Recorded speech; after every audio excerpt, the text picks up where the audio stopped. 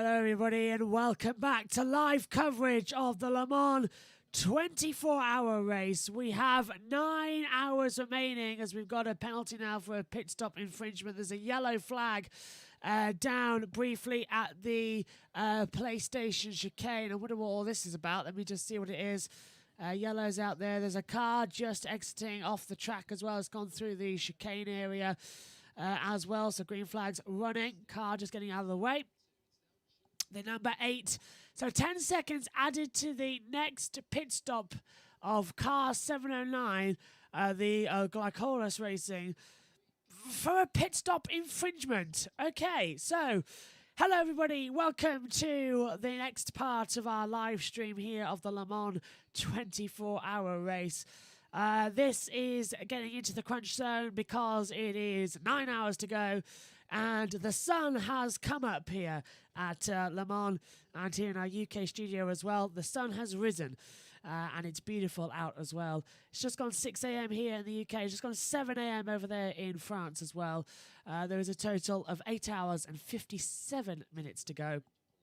And we are live here on YouTube for the next 2 of those hours as well. You can catch up on all the highlights from the previous race. That will be available as well in a short while as soon as it's done saving here as well. It's an 18-minute highlight show from the last 3 hours of action, which is, I thought, not too bad because it's been round about quiet now. We've now run 6 hours, 41 minutes and 30 seconds now under green flag conditions without a safety car or a full course yellow. Considering earlier on in the race, we had 6 safety cars, so much so that we run 2 hours and 20 minutes under that safety car. I'm beyond flabbergasted. Oh, honestly, that is currently the situation out there. The conditions are getting a little bit changeable out there as well. We've got fog that is lifting as well on the back half of the track, but it looks nice out there as well at the moment. Sun coming through. Commentators are very tired as well. By the way, everybody who's stayed up for the whole 24 hours so far, you are dynamite. I could just say as well, because after 15 hours we've been on air now in terms of commentary for this race. It is honestly so chaotic out there. We've got 8 minutes and 56 minutes remaining as well, so not too long. Hello to the Grid Network who's watching along as well. Hello as well, and hopefully everything's okay over there after a great IndyCar race as well. Can't wait to commentate on that as well, coming through, and that'll be out on the channel mid next week, and it's going to be another great one.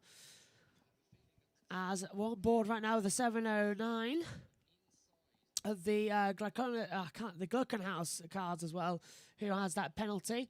Few more retirements as well from the sessions to update you on the Le Mans 24-hour schedule. So let's go and get that operational now with the iPad I've got in front of me, which hopefully is still working correctly and connected to the internet. And I can give you the cars that have officially retired from the Le Mans 24 hours after hour 14, which is correct, which is the previous hour. So this should be the correct. Out of the race officially still is only the 56 Team Project 1 and the 1 Richard Mille Racing Team. However, the 59 Aston is out, the 98 Aston is out, the 99 Proton Competition's out, the 32 United Autosports is out, the 47 Salto Racing is out, the 25 G-Drive is out really as well, and the 55 Spirit of Race is out, the 66 JMW Motorsports is out, the 57 Kessel Racing is out, the 46 Team Project 1 is out, the 79 WeatherTech Racing is also out of this race, and the 64 Corvette not looking good, the 86 GR Racing, the 388 Windauer Racing, the 71 Inception also not looking great on the boards either, as they're all flipping up and down the timing screens as well. In terms of who's leading this race, well, the number 7 Toyota Gazoo Racing leading the way, Josemiro Lopez now in control of that car. In LMP2, it's the 31 Team WRT in the with Robin Freins at the wheel. In LMGT Pro, it's the 51 AF Corsa with James Collado at the wheel. And in the AM class as well, it is the 83 Ferrari of Corsa at the wheel. I'm going to open up a new can of Dr. Pepper because regardless of what people say, the kettle's not on at the moment because I've got the heater on in the commentary box and I've run out of water as well. So sorry to Beth, who's probably going to have a go at me on that one. But with 9 hours to go, we're nearly there. And I've made myself like a little deal in my head as well, which I've said, we'll get to the end of this race, we'll go off it, and then you can have a nap before going on to do the BBB Sports race as well. And also, hopefully, if all goes well, depending on how long the NASCAR race is on for, and if I'm still alive at that point as well, and not collapsed into sleeping for the next 48 hours or so, I'll be on the Grid Network show as well to talk about the Le Mans race and being up for a long time. But so, literally, I'm about 9 hours and 15 minutes away from about a 3-4 hour nap. And honestly, I can't wait because I can just nap. And that'll be nice just to catch up on some sleep. As the real-time racing, Norman Nato, in control of that car, gets a change around now as well. As for the next 2 hours, we can quit iMovie and upload the video. So that's coming up now as well. The next highlight video of the last couple of hours.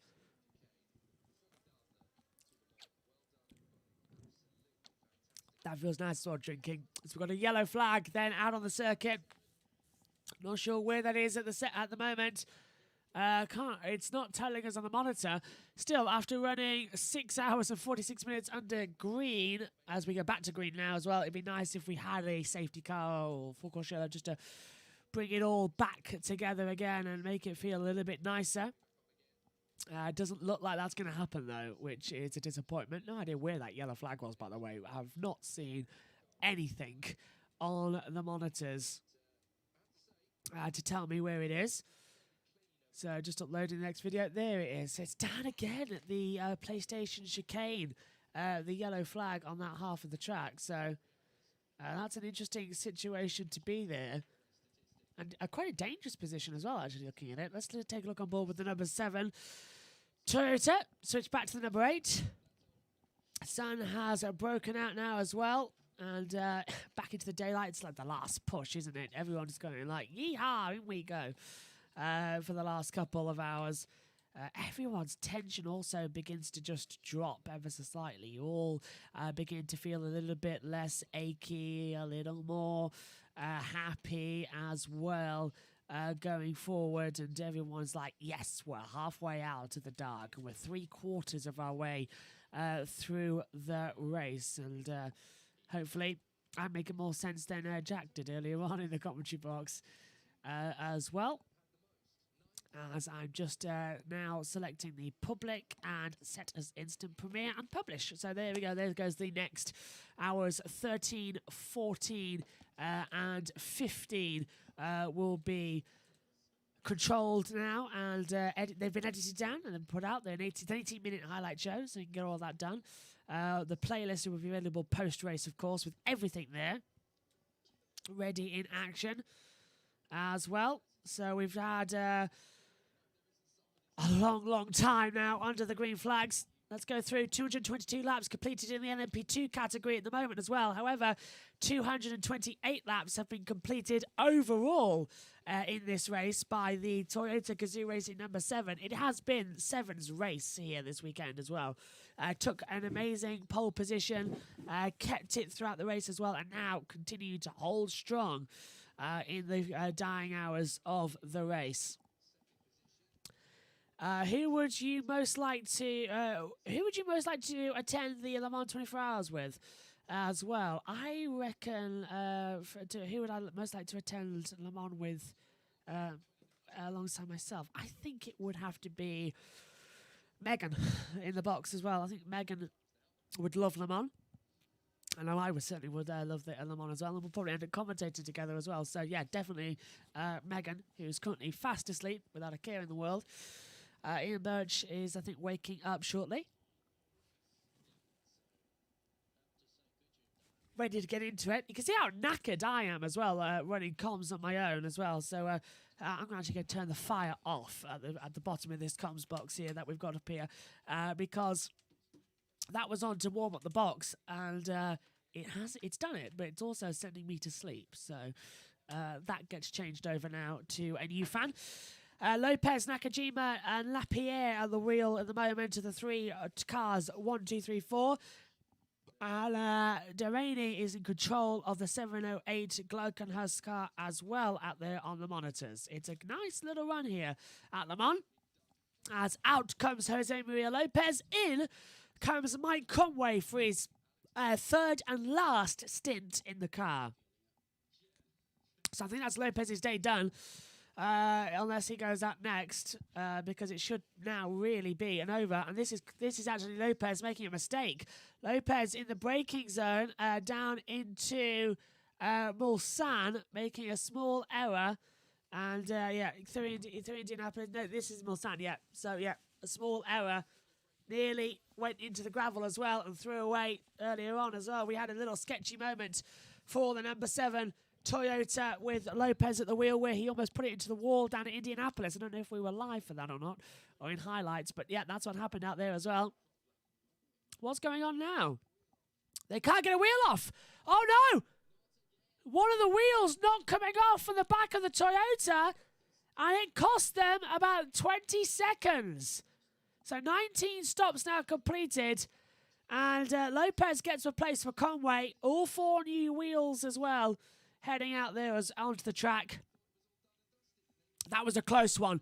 I thought we were going to have a Monaco situation with Valtteri Bottas as the number 8 with Nakajima at the wheel, running a little bit off the track as well. I honestly thought we were going to have a moment out there that was akin to Bottas's wheel not getting stripped off as well. And the 8 car... The 8 car, sorry about that. Yeah, I've been on for a long time. The 8 car now just holding back as well, coming through the Porsche curves. The 7 car further back on the track as well. I'll tell you what I could do in the comms box that I'm surprised I haven't actually brought for this year. You know, one of those blankets with arms and legs. That would have been perfect for me. Or maybe just commentating a onesie. I don't know. That would have been a lot more comfortable than a shirt and trousers.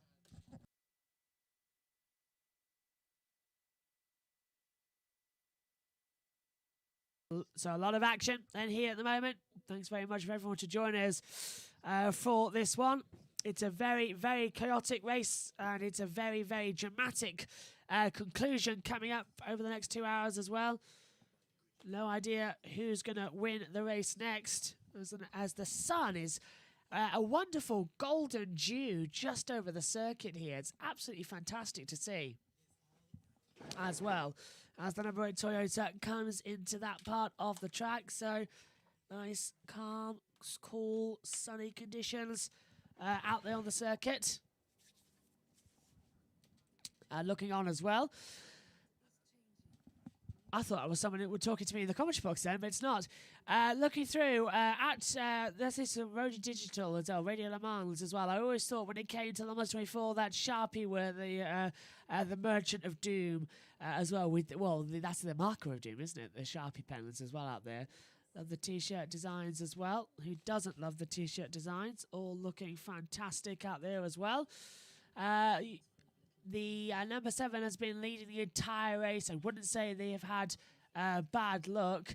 I think what's on about there is the fact that over the previous years as well, the number 8 Toyota has always managed to steal the win in the last couple of hours, no matter how sure the 7 car has been. So this year, the 7 has led from the start, but we all remember what happened in 2016. We all remember what happened just a couple of years ago, and know that it could change on a dime head as well. As Nick De Vries out there as well, also closing in on a couple of positions. Got to turn that down, otherwise I get done for copyright. As well, check out as well the websites of Radio Le Mans, who've got some wonderful t-shirt designs going on at the moment here as well, so they're really good out there. Stathis Coco says, good morning, world. Hope you didn't fall asleep during the Le Mans. Nope. Completely awake throughout the entire Le Mans. If you don't believe me, go to my Instagram channel and look at the countdown of the highlight shows. You can tell I've been in the commentary box the whole time for this weekend's racing as well. The difference in total numbers of overtakes between LMP, well, the hypercar and LMP2 is down to the number of cars in each of those classes. 5 cars in the hypercar compared to 25 in LMP2. No wonder they've made that many more overtakes. Yeah, it's common sense. That is actually quite common sense. Situations out there as well, as I'm yawning and I could really do with a co-commentator ASAP. As everyone's still circulating quite calmly out there here in the box. Lopez leads the way, 229 now. 230 laps have been completed here at Le Mans. And apologies that we were having a little error there with the encoder. Jose Maria Lopez is what I was saying, is now completed 230 racing laps out here at the moment. As we look at the battle for third in LMP2 between Jolter and Panis Racing. And this is actually a battle on the track and a battle that's really close together. Will Stevens closing up on Sean Galal. Stevens looks to the outside as well. The 28 Jolter got no way to defend as well. So the 65 going to get through round the outside. We cut away to the most exciting battle we've seen on the track for the last 6 hours. Unbelievable. Absolutely unbelievable that they cut away from that bit of action on the circuit. That's certainly the one to hold on to and the one to watch. So, LMP2 done 224 laps. Mike Conway at the front has now hit 230 racing laps, which is nice to know. Alfred Wallace, I'd show a picture of my setup this year, but it's just it's just my trusty laptop and my mobile phone. That's a great setup. I wish I could check. Well, you've seen sort of mine, haven't you? On Instagram as well. It's 1, 2, 3, 4, 5, 6, 7, 8 monitors. 1 laptop, 1 iPad, 1, 2, 3, 4, 5 television sets, and a mobile phone. That is the setup this year to cover Le Mans. Because it's so chaotic. In order to round out there, as this is the 709 the Glickenhaus team, and a driver change as well. Briscoe getting out of the car. Who's going in? Looks like Dumas. Ryan Briscoe is out, and Richard Westbrook going back into the car now for another stint. That's a surprise.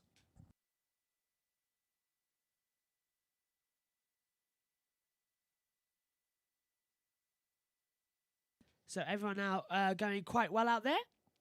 As first time watching Le Mans in a few years with the inception of a racing Ferrari wheel.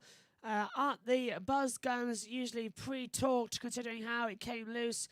Is it possible the retaining clip sheared? Says Sean from Glasgow.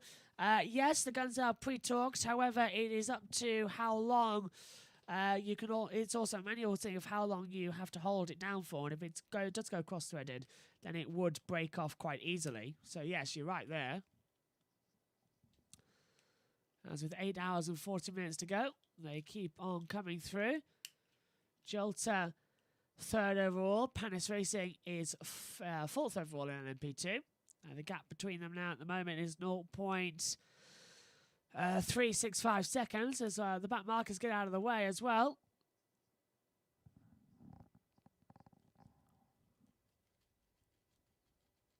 Jolter now still celebrating out there as well. Hopefully a co-commentator will come into the box at some point.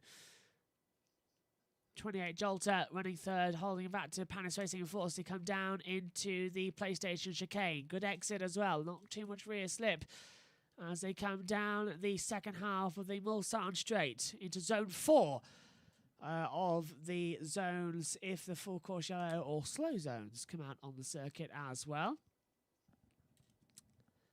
As they still circulate, I've got some features to show in the next 2 hours as well for everyone as well, so we're not just talking to myself and lose some positions out there. We've got some advertising to do now. We're in the morning and not the night shift, capturing everybody at the moment. And that Grumpy Cyclist 72 says, I'm getting too old to stay up for 30 hours. On the bright side, it's almost time for a second breakfast. Absolutely. I haven't even had a first breakfast yet. I've got some snacks in the box that I've actually barely touched here as well. But nearly time for something as well. in another 8 minutes as well, we'll have a feature break as well. Every half-hour feature break just to catch breaths and that lot and go ready forward. As the 36 Alpine comes in from 3rd place overall. He had a couple of seconds gap as well to the Glickenhaus Racing as well. So Lapierre at the wheel of the 36 car, staying in there as well. Not going to change over.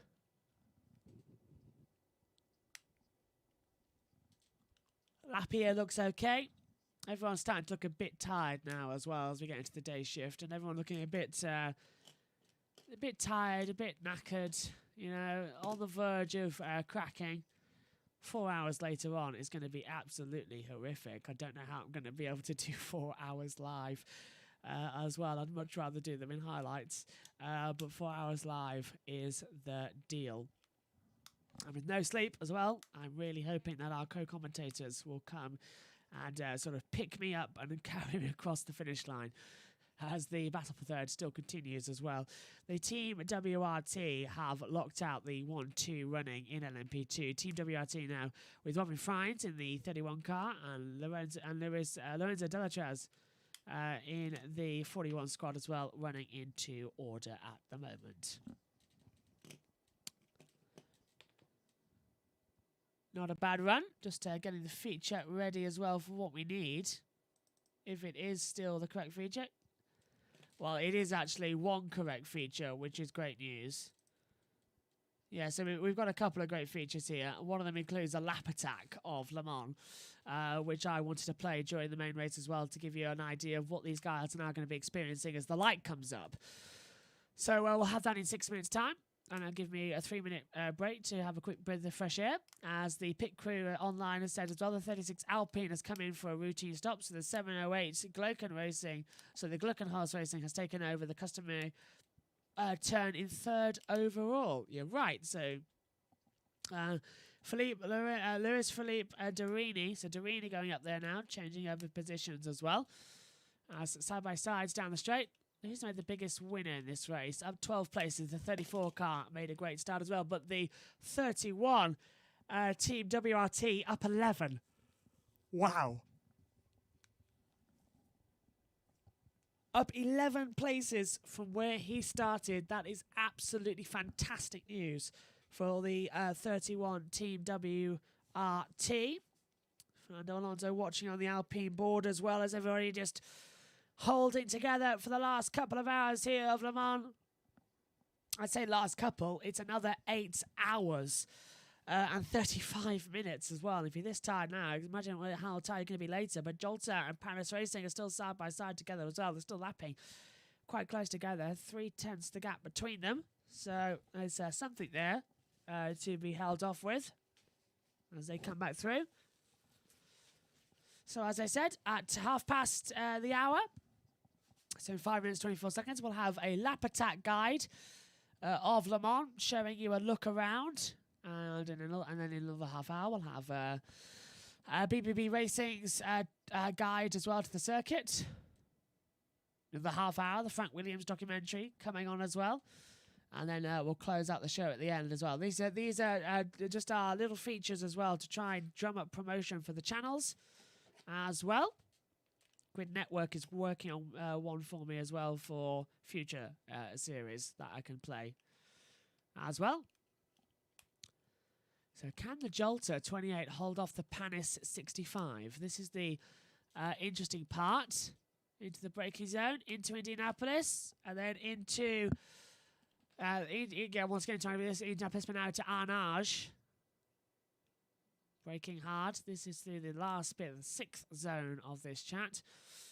The track, sorry, not the track. Calling my home, Texas, watching on TV and listening to Haggerty Radio Le Mans on my phone, says Tyler D951. Galeo's doing everything he can to hold off Will Stevens for this 3rd place in LMP2. But it's closing in as well, so Stevens in the Panis Racing is closing in and attacking hard as they come through the Porsche curves again. Can they find a way through the attack zone? No, can't. Jolter coming through and holding off. So Galale holding off Will Stevens at the moment then here at Le Mans. As they fire through. Last corner, Recruitement. And across the control line. And away we go once again for another run here at Le Mans. The 31 and 41 just run away with it in LMP2. Battles in GT Pro this year haven't been as exciting as I thought they would be. Or the GTM class as well. They've kind of all stabilised quite quick. The battle has been in LMP2 all throughout this one as well, with a teensy little battle in the LM hybrid class as well. The hypercar hybrid class, the HH squads as well. As you close up, let's take a look around then the Le Mans circuit with a lap attack as we welcome everyone to a good morning here at Le Mans. Let's take a look then around this Circuit de la Sarthe, and on board in the 2016 Audi LMP1 car, the RS016. Coming out of the last corner, four-wheel drive, provides some lack of drive out of the last corner, but start the clock up now towards the Dunlop curve at turn 1, fifth gear corner. Immediately hard on the brakes coming into the Dunlop chicane, down to second gear, ride the curves hard. Little bit of power, you'll allow a little bit of oversteer as you come down now towards the S's. Fourth gear, fifth gear, drop down to third. Get the car on the banking part of the track, come up now towards Terra Rogia at eighth gear, drop down fourth gear now. And nice and wide at the exit as you head down the Mulsanne Straight for the first time. Don't forget, it's not the original Mulsanne Straight, because now they have got the two chicanes, the Forza chicane followed by the Michelin chicane.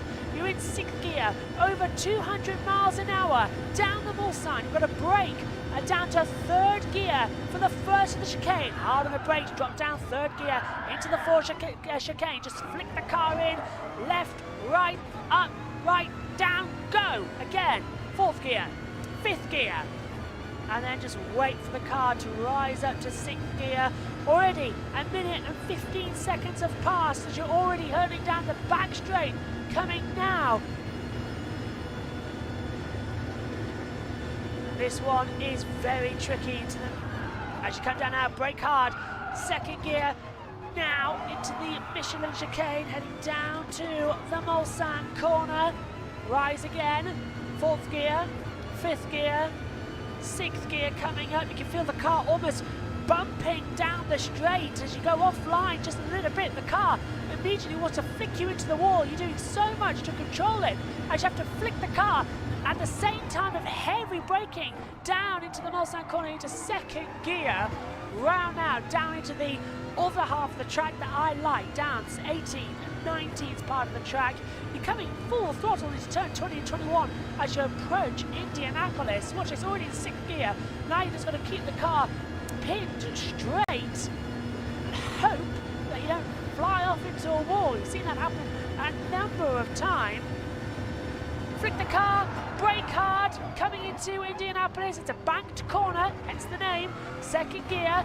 By the time you're already in fourth gear, you've got to hold it there because you hit the brakes down the first gear, hard into Arnage. The car doing what it did in the last chicane, just pushing the four-wheel drive out. You can't turn and accelerate at the same time. The car will just go straight with it being four-wheel drive. Coming up now towards the Porsche curves. Turns 23, 24, 25, 26, 27, 28 and 29, believe it or not. Down fourth gear, just touch the curve as much as possible. Now through the fast Porsche S. They've moved the barrier back since this game was developed, but already fifth gear, you can ride much more speed. You've got to drop to fourth at the second part of the Porsche curve. Coming down now into fifth gear, sixth gear, you just hold fifth gear, don't pull sixth. As you've got to brake hard now into second gear, coming into the Ford chicanes. Ride the curb. This is the trickiest part of the track, surprisingly, the last chicane.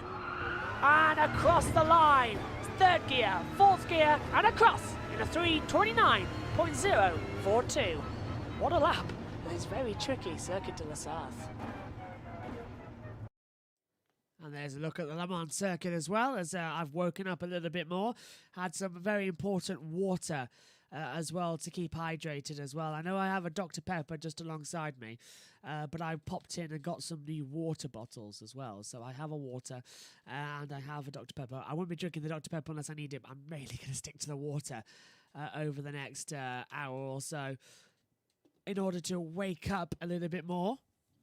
And it's worked. Bit of fresh air, bit of a run around, and have a bit of water. It does work. I suggest it to anyone. So then, everybody, are you ready for Le Mans in 2021? Because we're into the last ones. The sun has risen over the circuit. It's that beautiful orange sky to race into as well. It's one of the best views I've seen in a long, long time here at Le Mans, actually, on board with the number 8 Toyota. Very refreshing, very nice to see. Track temperature, 17.6 degrees. Air temperature, 15.6 as well. And the temperature coming up as well is the track temperature, the air temperature. Already. Looks fantastic out there. Honestly, it really does. I'm so happy right now. 25% chance of rain as well coming up over the next couple of hours here at Le Mans. As the number 8 Toyota laps one of the Ferraris out there as well. We stay green, though, here at Le Mans. We have been green for 7 hours and 11 minutes now. That is absolutely astonishing amount of time to stay live for a race here at Le Mans. As we wait to see who's next up on the board and who will be taking over. Mike Conway's in the number 7 Toyota, Nakajima in the number 8, Darini in the Gleikenhaus Racing 708 squad in 3rd, and Nicolas Lapierre in the 4th overall in the 36 car, running on the board from the Alpine Elf Matmut squad. As everyone's still circulating, getting ready and pushing things as much as they could. The Toyota Gazoo Racing just now coming down, I think, towards Indianapolis. I think it is the braking zone for. It is indeed Indianapolis. I know this track too well after 24 hours. Pulls that many more. As you just saw, the lap attack as well. We watched it through Indianapolis now into Arnage as well. Flick the car down a couple of gears and flick it into the right-hander. Get on the power early at the exit. It's a nice little exit curve there. This Memento Time says, trying to pace myself for balance, though this Le Mans 24-hour, I discovered Le Chauffé Ballon, Le Yam, a couple of those with water, hydration, and our coffee in defiance to EST, odd hours in USA. Cheers to all. Well, I had a cup of tea a couple of hours ago, and that perked me up, but I don't want to have a tea again because it won't work that well, so I've just switched to water. See if that'll help boost me. Give the body back some nutrients that the water gives you. Purification and all that lot. 72 Hub Auto Racing now watching on as well with a new set of backwards tyres. I was aiming to say rear tyres. My brain decided to go for backwards tyres. So, don't know what that was about. So yeah, brain scrambled. 72 car running 5th overall in GTE Pro. 18 stops, the most of anybody in that top 6. That is astonishing with all the issues it's had as well. That's why it's dropped so far back down the order on the board. That sunrise, though, is absolutely beautiful at Le Mans. It's a lovely on board.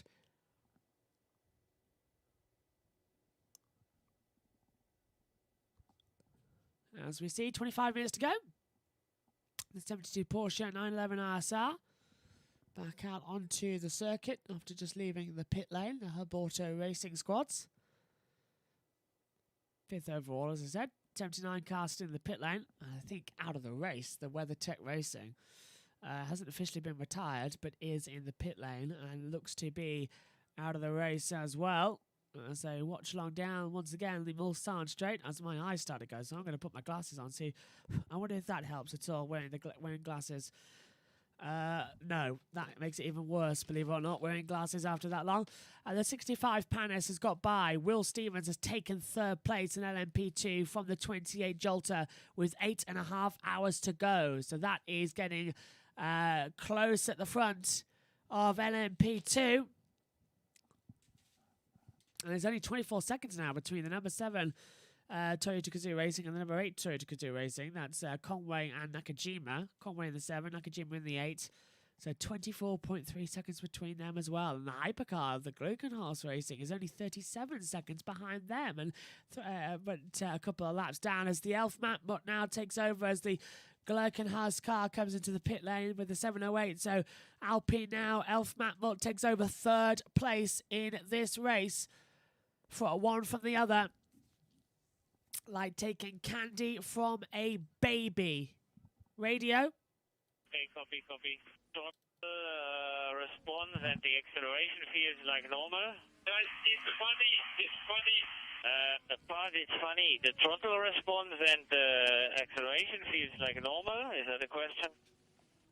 Acceleration is okay, but it's a lot of vibration. Okay, Gibson says for now stay out. They are with us to monitor it. Now, who is that from? The 49 car of the High Class Racing getting information to see what's happening out there. So is that the two Magnussens? Yeah, it's the Danish team with Kevin and Jan Magnussen, and is that Forger back? Yeah, in control of that one as well. I can't see with my notes that far up. Let's have a look at the two Magnussen brothers, their sons as well. Yes, Anders Forger back, the Danish driver, in control of the car at the moment. As the 708 Gluckenhaus makes another pit stop and the 36 Alpine resumes 3rd place overall. As the 63 Antonio Garcia at the moment with the Corvette Racing.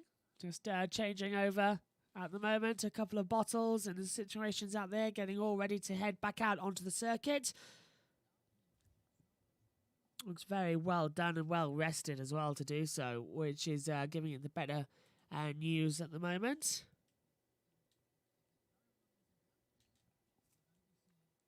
Trying to fight the sleep up here in the comms box as well. Many people out there now falling asleep in the paddock as well. Their days are done for quite a lot of them. All they've got to focus on now is getting to the end of this race as well. I'm going to actually sit back in the other commentary chair, step further back as well, to see if that helps anything at the moment as well. 8 hours to go in this race as well. It's astonishing how much it is actually to go. So the next 2 hours here are live, so 1 hour and 21 minutes until we go off air again. And then we also have, as I said, the next 3 hours after that will be in highlight form. The last 4 hours, yes, you heard me right, 4 hours will be live here on YouTube with Ian Birch and Megan Birch joining me in the commentary box at different times, and we're all together for the last hour as well. So there, it's 90 minutes each, and then all the last hour as well to help them up. As the battle over 13th and 14th in AM class as well, between Inception Racing 71 and the Rheindell Racing 388 car running together once again. The two Ferraris are going to have a bit of a ding-dong here on the circuit. They run down the Mulsanne Straight, and on the inside, the Rheindell Racing 388 has the inside line coming into the PlayStation corner, and does indeed get ahead into the braking zone. Brakes late, nothing he can do. The 71 backs out and drops to 14th place. So Rheindell Racing gets ahead of Inception Racing, the 388 and the 71 squad at the moment. Hello to Beth.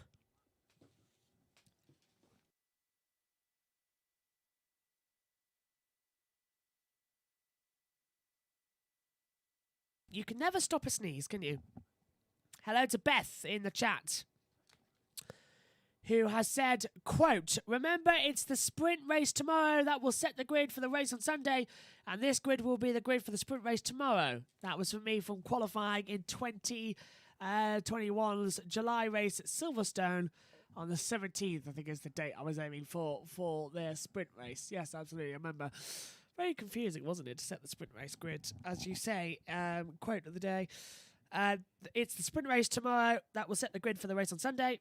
And this grid will set the grid for the sprint race tomorrow. One is one, the other is two. Bizarre situations out there.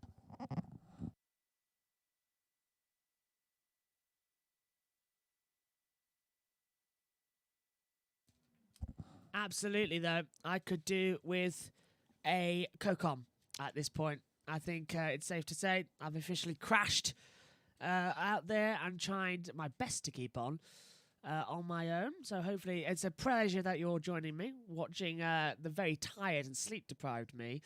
Not exactly going to provide the greatest commentary of all. As Ollie Hansel is just said, just finished a 2-hour nap, ready for another day of Le Mans. And great work by all the commentary team as well, so that's appreciated from everybody. As they keep on going, Jolter is 28th, Car 28, Panis Racing 65, so they're changing positions once again out there over 3rd and 4th.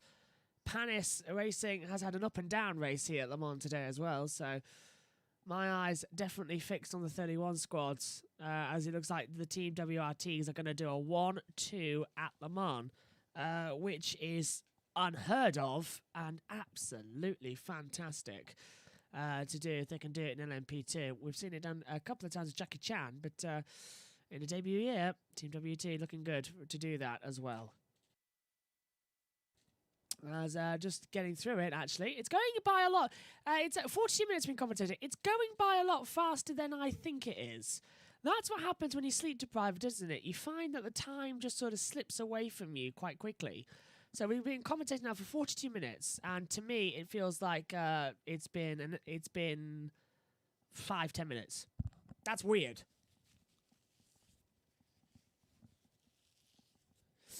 That is very, very, very, very, very strange as well. As you get ready to keep on. As we have 3 features to show you at the 3:30-minute marks as well to keep us through and to patch us in. And then we'll go end it with the 2 hours. And we're going to 3-hour highlights once again, where we'll have breakfast as well. And everyone will get ready. And I catch Megan and Dad up as well. Stevens has actually dropped back from Galail 3 seconds between the 28 Jolter and the 65 Panis. So... so that's even worse. So, yeah, Will Stevens, running 8th overall and 4th in class, has changed back now and has got that gap alongside as well. As I just take off my sock quickly in the comms box. Trying as my best Murray Walker tactics now, and all the commentators I've ever listened to as well, to see of staying awake tactics as well as I kick the table in the commentary box. I didn't expect to do that. All the tricks and trades now, the commentary box as well, which is basically if you are feeling tired and you think of something as well, just with your hand, just move your toes around as well and just keep tapping them as well. So it just creates a distraction for your brain so that the brain is sending nerve feelings to your feet. So from top to bottom, it's an interesting one there as well. Shame that Paul Newman isn't driving this year. Legend has it that his co-drivers in previous years were all given as much ranch salad dressing as they could carry. Now that is classy. Beth coming out with the blinders already. Don't worry, Beth. I got it was all, yeah. Beth coming out of the mall. What time is it over there in Australia then, Beth? Because here in the UK, it is 6:44 a.m. And I would love to know what time it is over there. Is it 5:44 p.m. in Australia, Beth? As we've got a yellow flag out on the track right now. Yeah, it is yellow. Where does this come from then? Not sure just at the moment.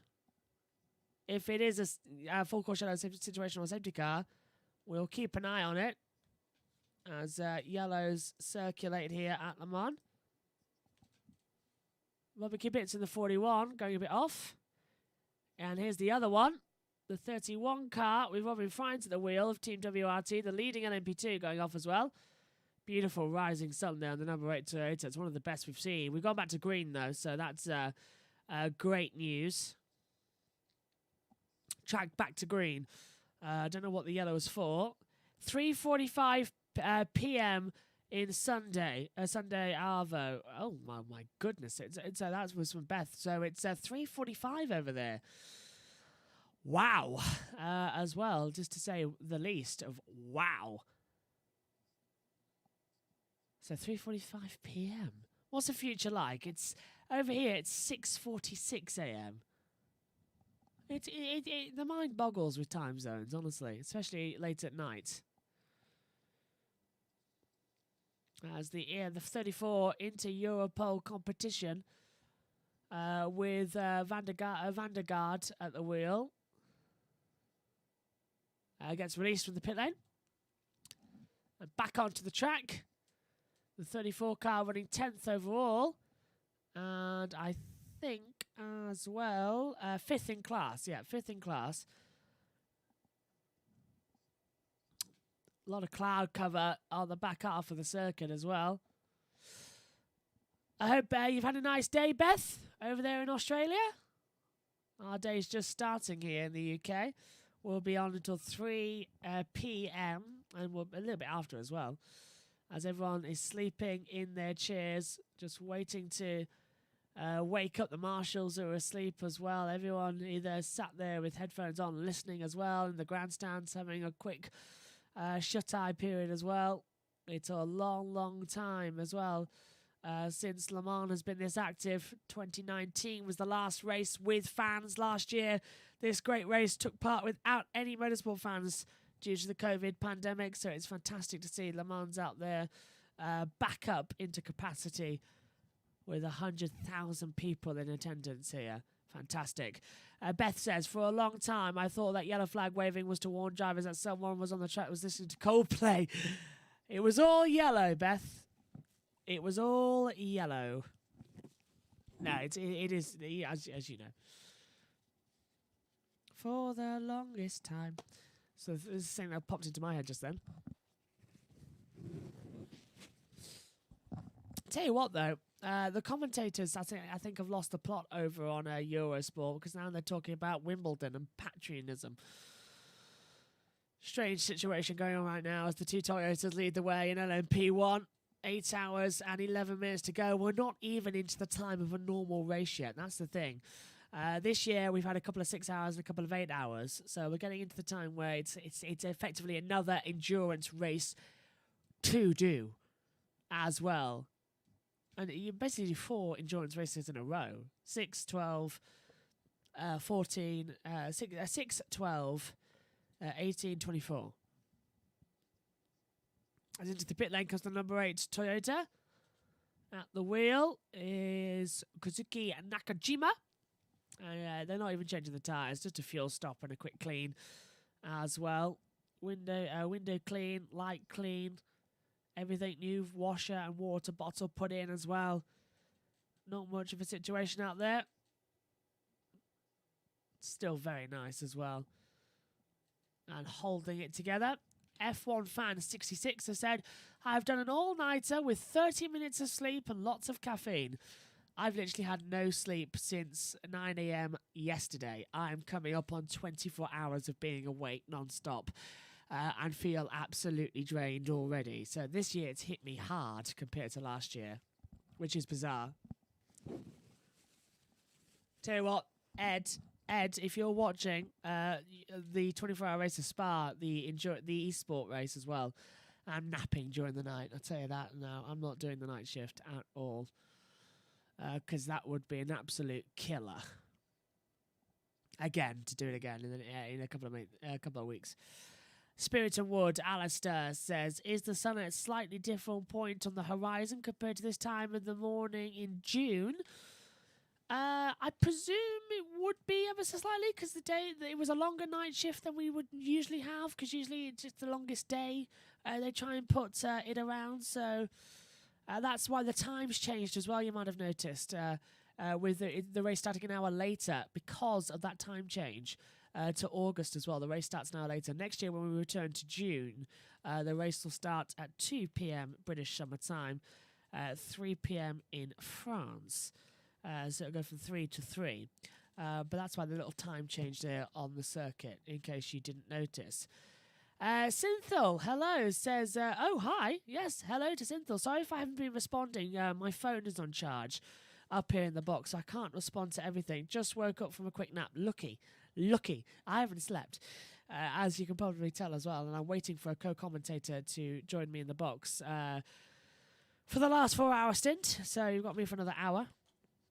What we're basically doing this time is, because we've got loads of features to show at this point as well, in this one, we've got 3 features.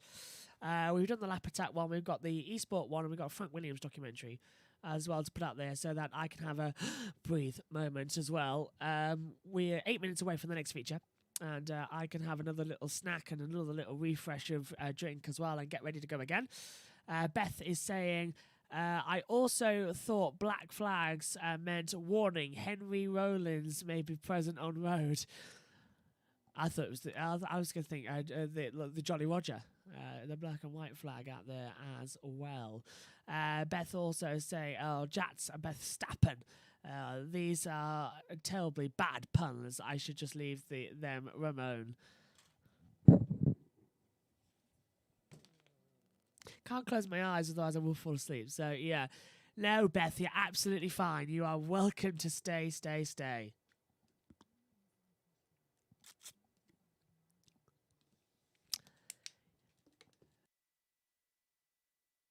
Let me say that you do feel half dead after all this. It is unbelievable. It feels like you've gone 10 rounds with Mike Tyson as well. It is so tiring here at Le Mans. Still, at the end of it, it'll be worth it. It feels like you've won a race after that as well. And I am so having a nap as well in 8 hours' time. So, and I bet, yeah, I'm gonna. So yeah, gotta get through the day first as well. That is scary to think. In the last 4 hours alive, the only good thing is that I'm planning not on saying a word and just having my co-commentators start talking and give me a little bit of a break as well.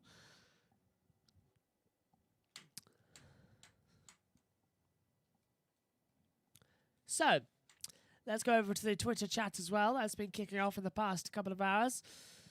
David Alcock says, there is something very strange about the light just after sunrise at Le Mans. Those long shadows and golden light hitting the cars at Dunlop is stunning.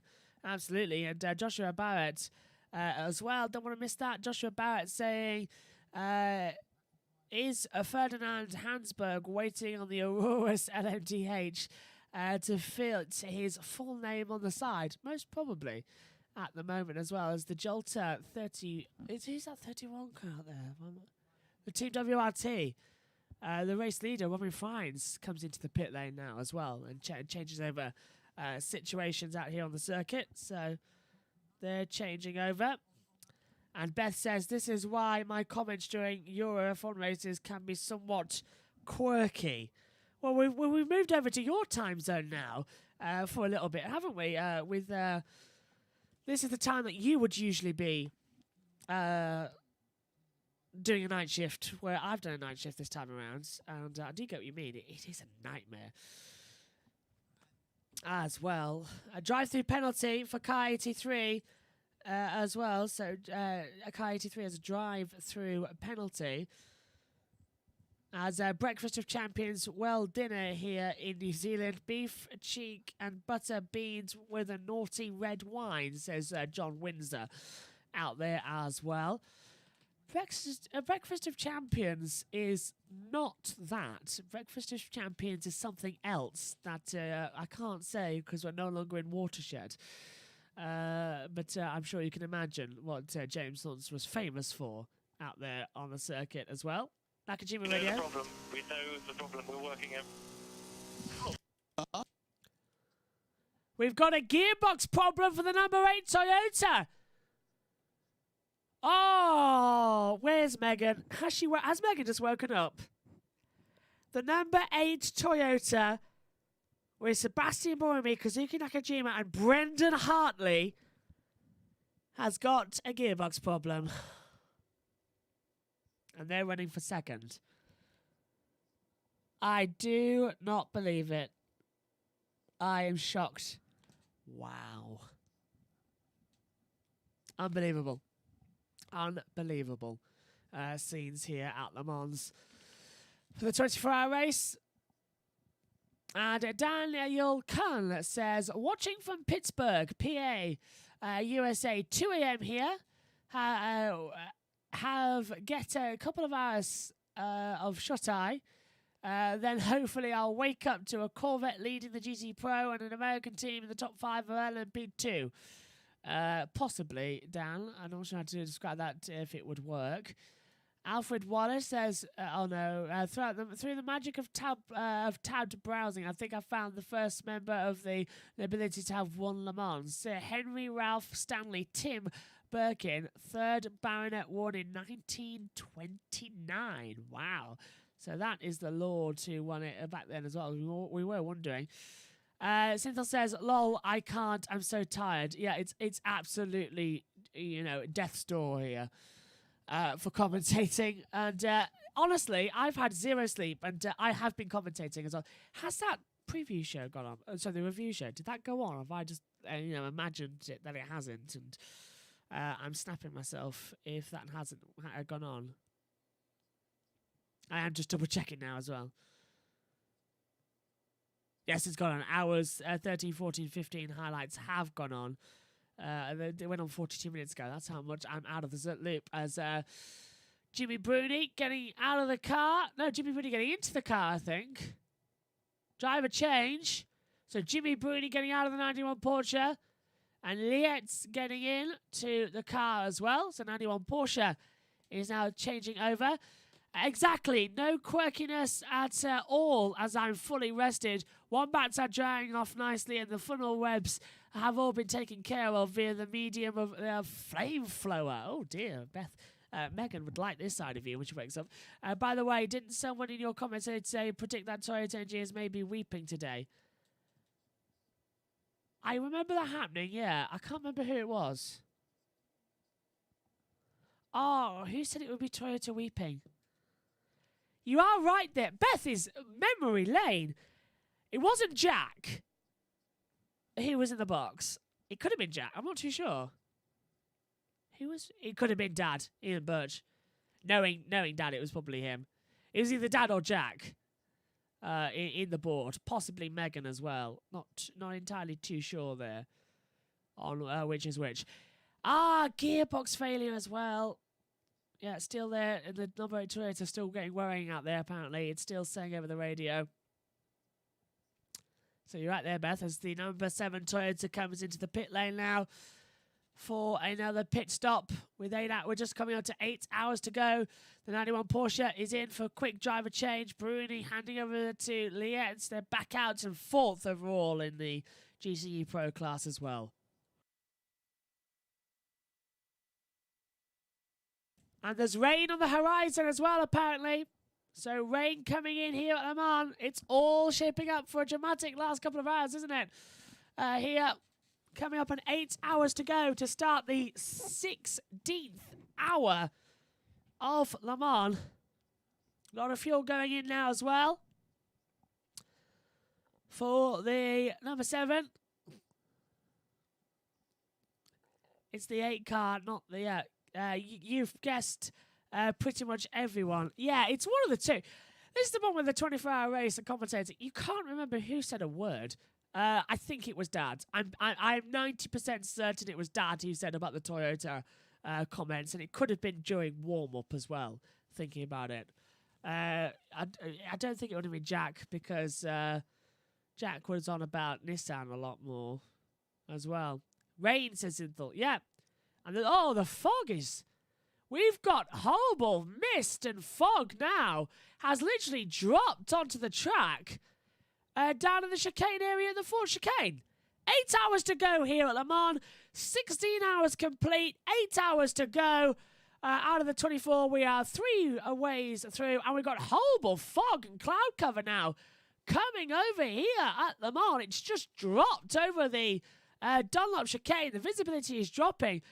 In that part of the track. So that is scary as well, to think that's blown in quite quick. Hopefully it'll blow away just as quicker as well, as Sebastian Buemi watches on now with the mask on as well, feeling as dejected as I am.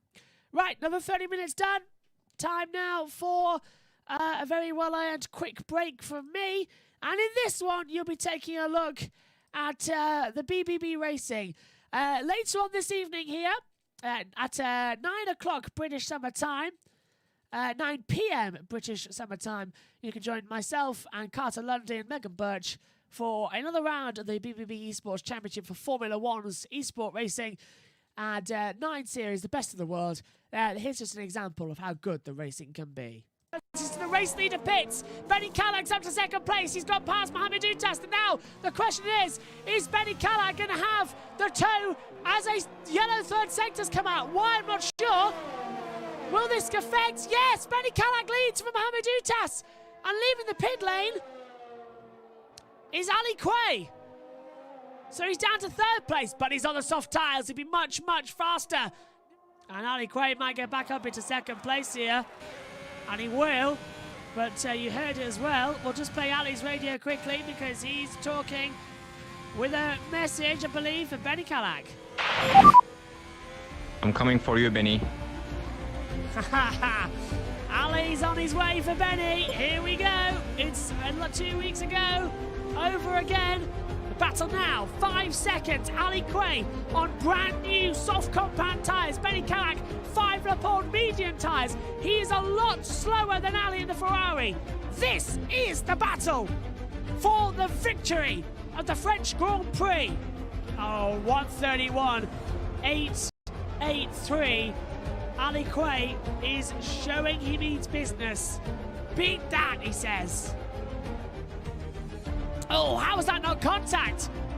Ofar Soko. And Benny Callaghan's got a 3-second time penalty for multiple warnings. The race win surely goes to Ali Quay, who now only has to keep A within 3 seconds and B on the road at all times.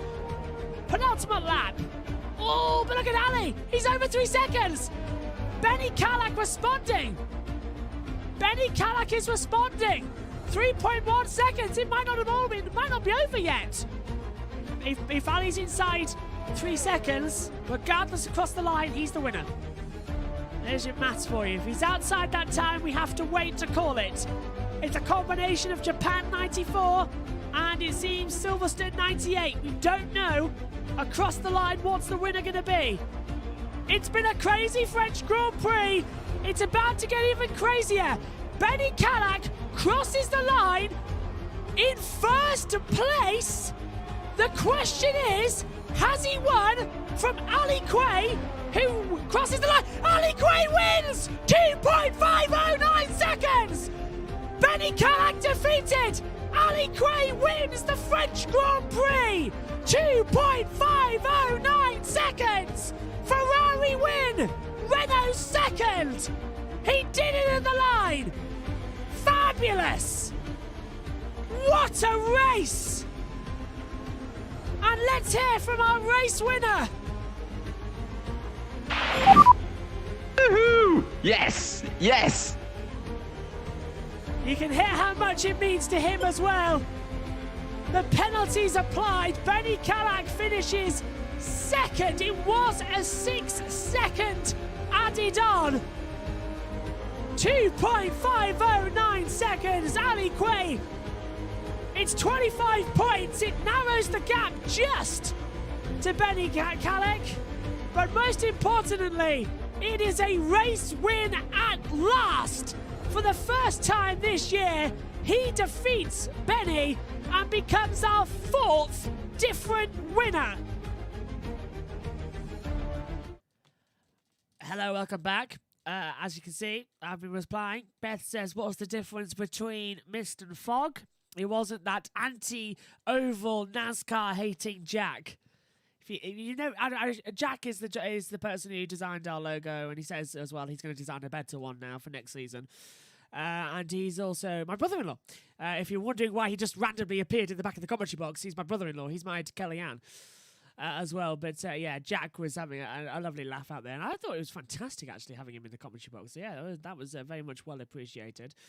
But yeah, it must have been Dad. I think it was during the warm-up as well. It had to be during the warm-up because the Alpine comes into the pit lane as well. Going through as well, and I replied to Synthel saying, Synthel said, you woke me up there. I was just closing my eyes real quick, and now you say rain. And Synthel says, when will it rain? By the way, during your stream before this I was watching IndyCar with some people in my Discord. That's why I did join the stream. Oh, I did. I think I saw that message here, but I couldn't reply. Came through on the iPad. No worries at all. Hopefully it was a good IndyCar race. I'll be commentating on that later. And Synthel, to ask that about the rain, I during the break, the 3-4 minute break, I honestly Googled quickly as well. And the fog is now really heavy at the first half of this chicane area. And honestly, Synthel, I'm not even joking, and Beth as well watching, and everybody else, no rain is predicted and no fog is predicted. This has literally come out of nowhere. We were having beautiful sunny conditions and this fog has just come in from nowhere and it's jolted everybody back awake as well. So this strange fog has blown in. It's coming now over the Dunlop chicane area of the track and the first sector as well. So if it gets any worse, I'll have to throw the safety car because it'll be completely unsafe to have a situation of a race run out there. So they've got to be careful. They have to be careful. And they will definitely be careful out there as well. On the board. Let's change over to the class leaders then until there's more coming in the group chat. Presumably Beth is now typing you reply to what I was saying as well out there. And also, in case you hadn't missed it as well, Jack, I think, was a little bit more merry through that as well, going through. Let's take a look. Oh, we've got a yellow now. So, hang on, Beth. We'll have to come. I'll come back. I'll come to your comment in just a second. So just don't delete it. Just wait there. We have got a yellow flag now on the circuit.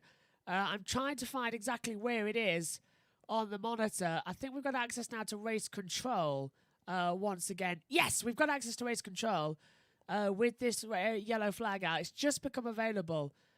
Race control. Eduardo Freitas watching on. He's also taking a look at the fog out here on the track. As your sport's about to go to an ad break.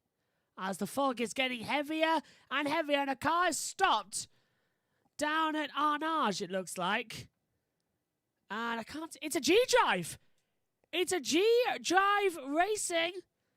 Now, who's left on the track to do that? This could trigger a slow zone. Let's go over to Beth's comment then. Beth saying, tell you what though, those Porsches in the GTE class look pretty awesome. I, for one, welcome our new hydrogen overlords. Hydrogen hasn't happened yet in GTE, is it? It's just overall with yeah, I get what you mean. As we've got yellows out there. Green flag as the car gets back running on the circuit. So the G-Drive Racing manages to get back going. And it's also an IDEX Sport we're watching now as well. The 48, again, in trouble. Don't think the 48's out of the race. Nope, 48 IDEX Sport still circulating there on the circuit. When has it been the cleanest 24-hour race as well? Kevin Fleurs asks as well. Not just yet, though. We've run 7 hours, nearly 8 hours under green flag conditions. It's certainly the longest we've run.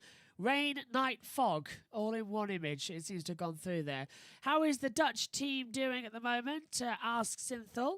Let me find out for you. The Racing Team Netherlands at the moment. Racing Team Netherlands is running down in 18th place overall and 13th in class with Van der Erd at the control of that one. And you also ask about Robert Kubica. If you can remember what team Robert Kubica is in, well, without me having to look down at my very tiny notes because my brain is scrambled after this long. Racing as well. Is he the 41 squad? Yes, he is. Yay, look at that. Team WRT. They are second in LMP2. And Robert Kubica, I could just look to the timing screen. He's 6th overall, but second in LMP2. So looking good here at the moment It's looking very, very good here at the moment as I put my sock back on. It's looking very, very good here that Kubica might take the win away from the 31 squad there. 49 seconds between them there at the moment, so it's a little bit up there into fruition on the circuit. Beth is saying as well, is it fog or is someone just fired up a Renault Twingo? I think someone's fired up a Renault Twingo. Either that or they've fired up Jack's Nissan Note or whatever it is from earlier on. If you joined us a couple of hours ago, it was ages ago now that we were on that stream, ages and ages now. I tell you what though, personally, I'm looking forward to the next 3 hours when I can just sort of regroup for the last 4. and sort of go for it. And I'll have Megan and Dad with me in the box for that as well, and just a nice a calm refresh as well. Not sure which one of them is in the box for the last hour. I think what they're doing is they're taking it in turns. So the last hour, I think, is they are going to do half an hour each of the run, and then I think it'll be Megan ending the race, and Dad does the first one. A lot of fog out there now. I can't remember the last time I've seen fog at Le Mans. I can seem to remember last year had a lot of fog. I'm not too sure. Here's the 52 AF Corsa, who is, I think, falling down in the class overall. And the 52 is, oh dear, way down the order. Where is the 52 actually in the... Oh my word. The 52 AF Corsa running down, way down.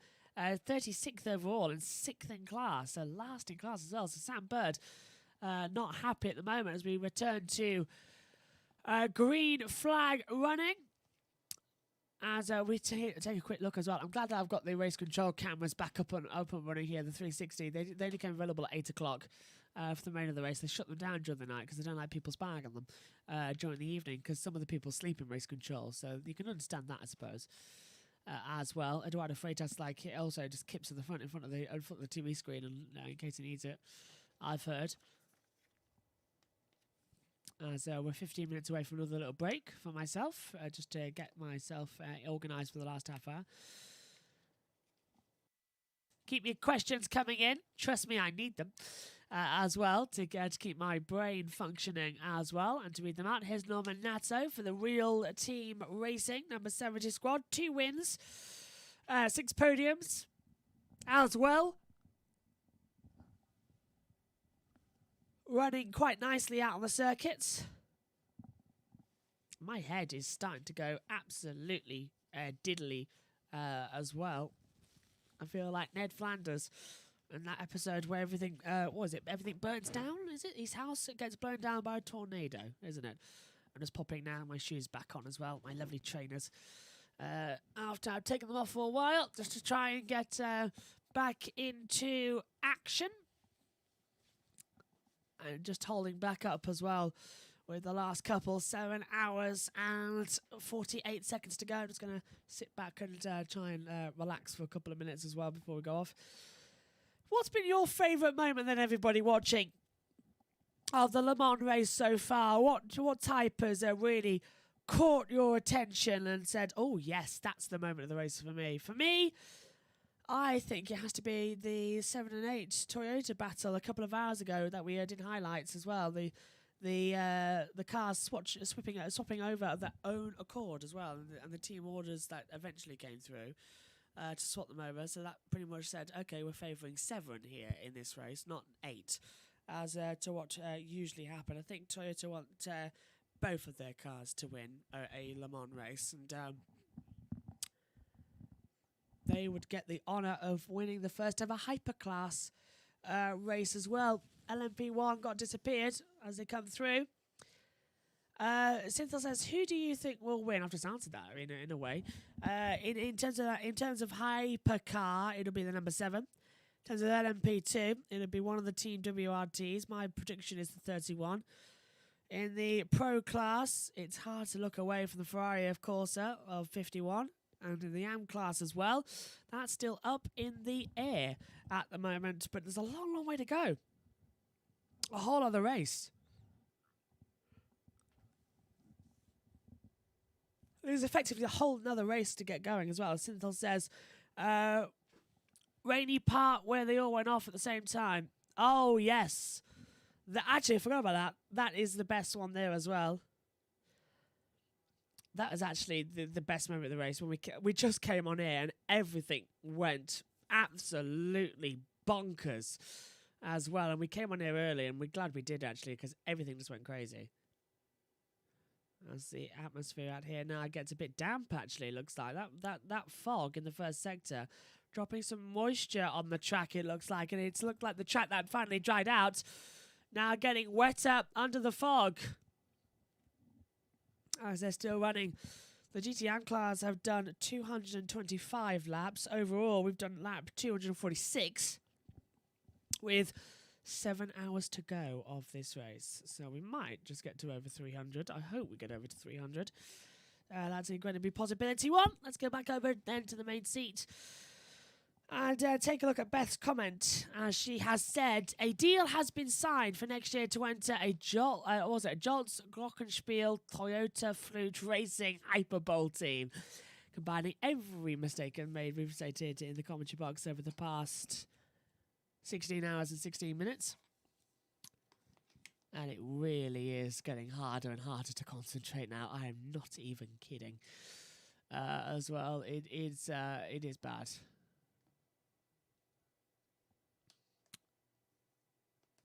Wow, headache is like madness right now as well. Definitely could have done with a co in the box right now, but they're all asleep, which is just nice. Let's have some water, I think, is the right call there, isn't it? Beth will probably agree with me here. Water, the right call. Maybe I'll go sprinkle this over Le Mans. Give us an interesting end to the race. Going through here at the moment, Synthel says, but is there rain expected or not? Well, there's nothing on the radar, and nobody expected this fog, Synthel. So my opinion is that as long as this fog hangs around, rain is very, very, very possible. Nothing predicted this weather as well, and it's very, very thick fog that changes into incredibly thin fog and visible fog. It's a bizarre situation going on at two different parts of the track. Battle at the moment between 11th and 12th between the two Porsches, the Dempsey Proton Racing alongside the Herberth Motorsport as well. As they side by side. And the Herberth Motorsport goes to the inside and gets ahead.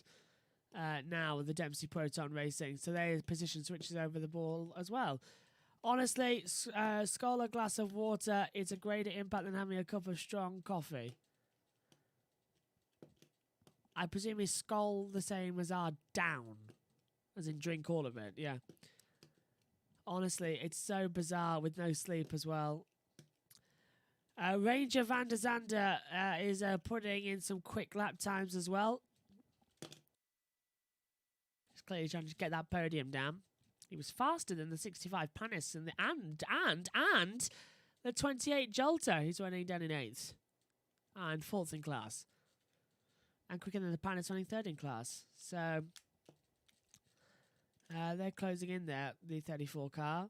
If that fails, line of caster sugar, Beth says as well. Well, I've got some sugar at the side of the commentary box. That might help. But yeah, it's starting to get a bit lightheaded now, actually. But it's a battle, isn't it, Synthel? It's such a battle. Le Mans. And it's harder this year. Did anyone else find it's harder this year to stay awake for the whole thing? It's been the hardest year I can remember for years in terms of how dizzy you are. And I think I know why. It's because there was a party going on as well just outside the box. So there was cake out there as well. There was I've had one glass of champagne as well, and I think that affected it as well. But honestly, it's just weird how much it's affected me so much. I'm looking forward to the break for 3 hours where it's highlights only. And the last 4 hours, I think, might be the ending of me. Genuinely think it might be. So I definitely need co-commentators for that one. Do not want to have that issue again. Excuse me, the information I'm getting at the moment is going through. A battle, says the Synthol, as well. That was a short one. Yeah, everything changing over now. They're just calming down into position. God, it's that early. It's 7:20 in the morning that I'm just starting to get text messages from people who are waking up themselves. I've not slept, and just now they're waking up. It's 7:20. My goodness me. This changes dramatically as you see the Panis Racing Squad. Have you noticed how I can? What I'm eating at the moment? I'm having some figs, some fig rolls. I'm having a couple, and they give you a little bit of energy, and then you're down a little bit.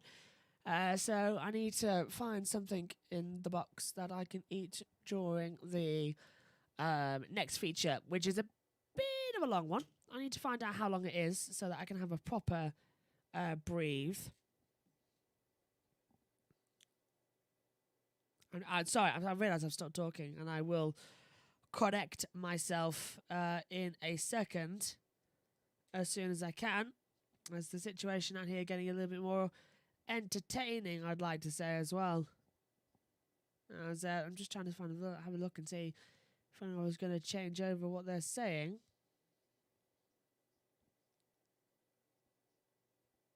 Two seconds. Bear with.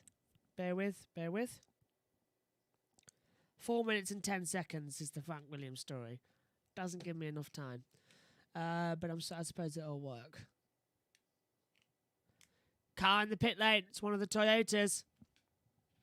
Cynthia says, I have slept for a few minutes. The problem is, if I do fall asleep, I won't wake up again. I know that. So, cleaning the windscreens and the numbers and everything. It's a driver change as well at the number 8 Toyota. So, out gets Kazuki Nakajima, and in gets again Sebastian Buemi. So Buemi is now in for another long stint. So that means that Hartley's going to be in when Megan's commentating. I'm sure Hartley is loving to hear that, and Megan is delighted as well when she wakes up and finds that out, unless she's not already awake now. As they head out there, Cynthia says, just making you jealous here. I've slept for a few minutes. Yeah, that's working. Yeah, it's strange how much you can envy just a couple of minutes of sleep as well. But yeah, Le Mans, you always pay for Le Mans with your sanity, and I think usually I can survive and get until about 10 o'clock at night and then go to bed. But I think I'll need a nap after this. Desperately thirst, so I'm going to have to take a nap at the end of this race and just catch up on a couple of hours sleep just to refresh myself ahead of the esports race, because otherwise I'm going to be, useless. I'm bordering on useless right now in the box. So I've got to keep my brain going.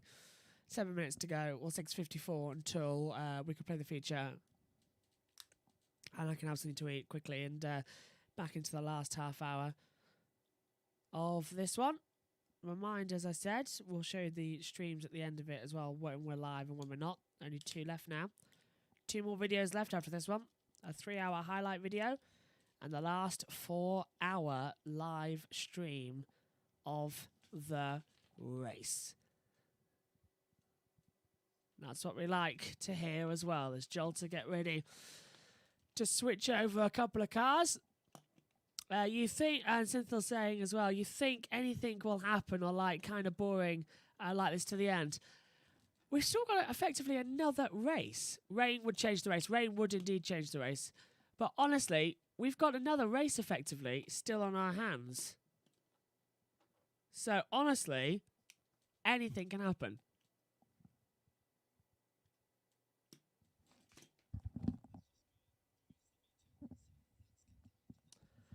Anything can happen, and usually, I saw someone coming into the box there, but yeah, anything can happen. It usually does, and honestly, got a feeling that we'll have something else. As we've got the gearbox issues to the 7 and 8 as well. The number 8 Toyota is into the pits from second. Nakajima swaps up for Buemi, as we said as well.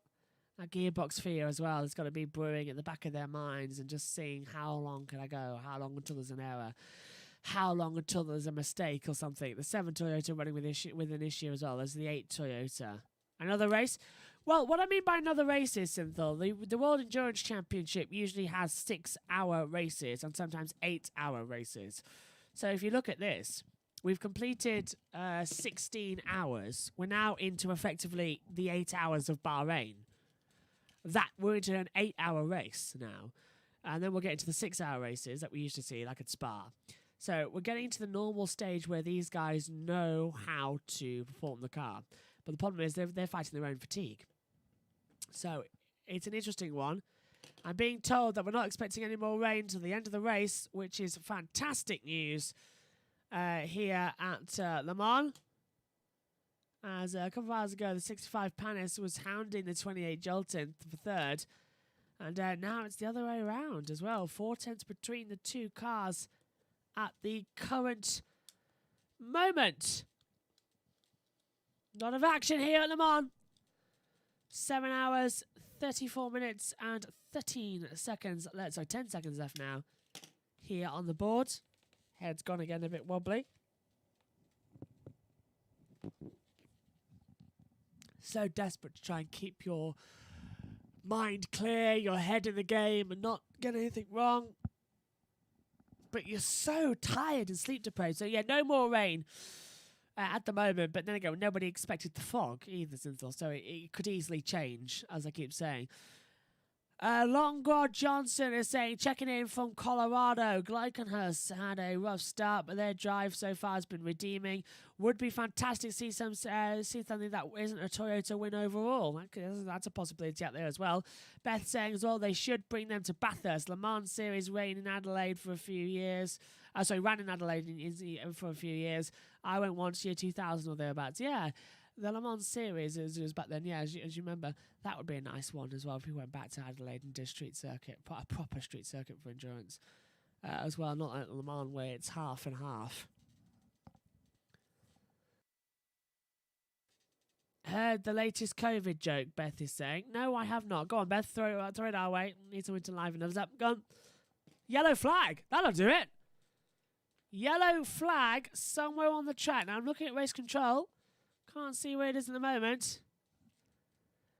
And Beth saying, don't worry, I don't want to spread it around. That's a very good joke, actually, for COVID. Don't want to spread it around. You've seen anything in the IndyCar race? No, I've seen nothing, Synthel. Absolutely nothing I've seen of the IndyCar race. Because I've been at Le Mans all the time. So I don't know anything about the IndyCar race at the moment.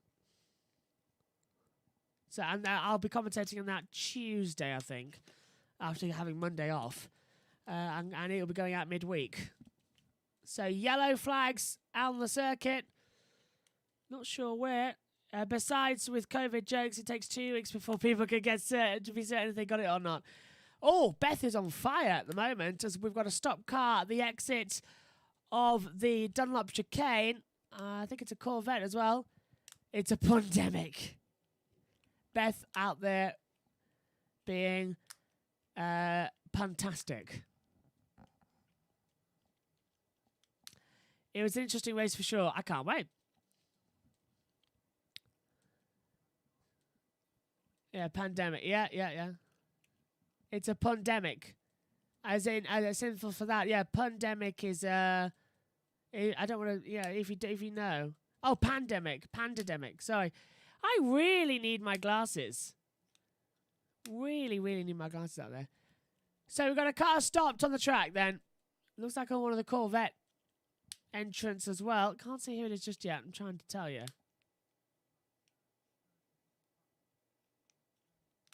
I'm just trying to find out who it is for you. Oh, the 72 Vandor has stopped. So is the 72 out there?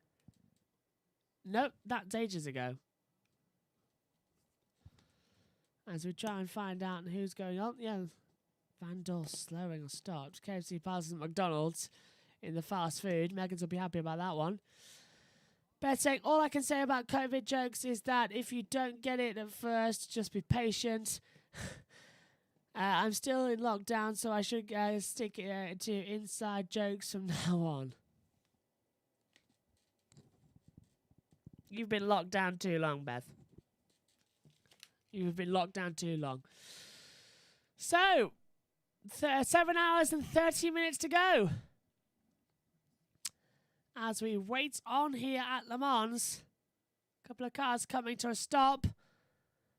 As we wait and change over. 7 hours, 30 minutes to go. We're off for a quick break.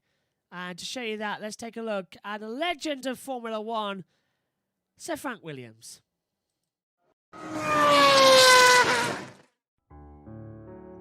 Across Formula One's 70-year history, there have been many remarkable individuals that have moulded the sport into what it is today. Sir Frank Williams might just be the most remarkable. Born Francis Owen Garbett Williams in the northeast of England in South Shields during the Second World War on the 16th of April 1942, Frank was destined to be in motorsport, but his future didn't lie behind the cockpit of the wheel and eventually found himself dealing in racing cars. In 1966, Frank Williams started the Frank Williams Racing Team with his driver Piers Courage. They started together in Formula 2 before graduating to Formula 1 50 years ago in 1969. The team's only car was a second-hand Brabham chassis, and the team at the time was a skeleton staff. Despite all the odds, the team finished on the podium in only their second race at Monaco, and also claimed a second place in the United States Grand Prix at Watkins Glen. However, the team hit tragedy just 1 year later in 1970 as its driver Piers Courage tragically died during the Dutch Grand Prix at Zandvoort. Sir Frank was devastated, but didn't want to lose out on his and Piers' dream of racing in Formula 1, so nobly continued the sport. With debt mounting up as the seasons passed, Sir Frank sold his Williams team to businessman Walter Wolff in 1976. Frank stayed on at the Wolff team as team principal in 1976, but decided to try again. And in 1977, Williams Racing Engineering was born, Frank's second Formula 1 team. Sir Frank teamed up with ambitious young engineer by the name of Patrick Head, who only the previous year had hired him at Wolff. At first, the team were based out of an old carpet warehouse, but after signing the young, fast Australian driver Alan Jones and a sponsorship deal from the Middle East, the team had finally become players at the top half of the field. The team claimed its first podium in 1978, and just 1 year later came into its own with 5 victories in the later half of 1979. The first of which was here at Silverstone exactly 40 years ago to the day, a fitting place for a first victory. In 1980, Alan Jones won the Drivers' Championship and Williams secured back-to-back Drivers' and Constructors' titles in 1980 and 1981. However, just as Williams were finding its feet, in 1986, Frank suffered a life-changing crash injury after what happened at France on the way back from Paul Ricard. Severely paralysed, the doctors consulted Sir Frank's wife Ginny about turning off his life support. She refused, and Sir Frank cheated death and returned to the sport to run the team. Williams won the 1986 Constructors' Championship and both titles the following year. Over the next 33 years, Williams has cemented itself as one of the most dominant teams in Formula 1 history, with 7 drivers' titles, 9 constructors' titles, and 114 race victories, all under Sir Frank's rule. Now 77, Sir Frank is the world's longest living paraplegic and still the figurehead of his team, Williams. They have built some of the finest cars in Formula 1 history. They have raced some of the finest drivers in the sport's history. And behind all of that, for the past 50 years, is one man, Sir Frank Williams. Now, with his 3 children, including Claire Williams, who is the deputy team principal at the moment of Williams, she gave birth to a son last year, ensuring that the Williams name will live on forevermore in Formula 1.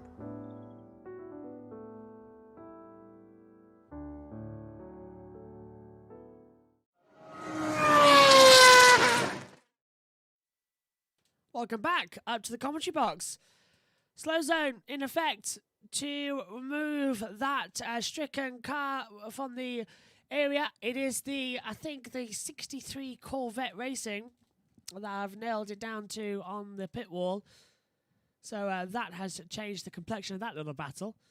Further back, the number 7 Toyota came into the pit lane as well in order to just get off.